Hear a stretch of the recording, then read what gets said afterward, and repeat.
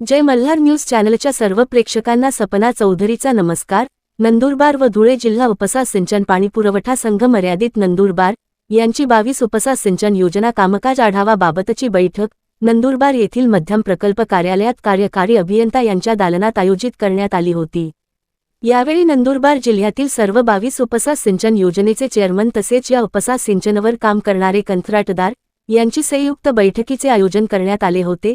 यावेळी लिफ्ट योजनांच्या पदाधिकाऱ्यांनी आपल्या लिफ्टच्या कामाबाबत किती काम झाले आहे, काय बाकी आहे याबाबत सविस्तर माहिती दिली व त्या कामाबाबत किती दिवस अजून लागतील यासाठी वरिष्ठ अधिकाऱ्यांसमवेत या बैठकीचे आयोजन करण्यात आले होते।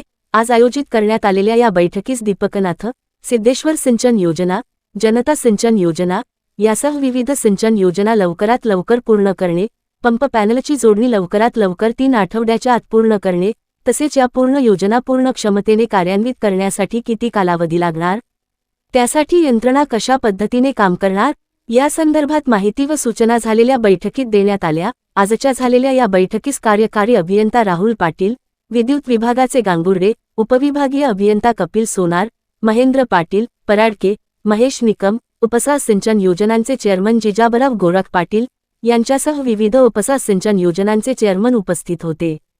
सपना चौधरी, जय मल्हार न्यूज, नंदुरबार।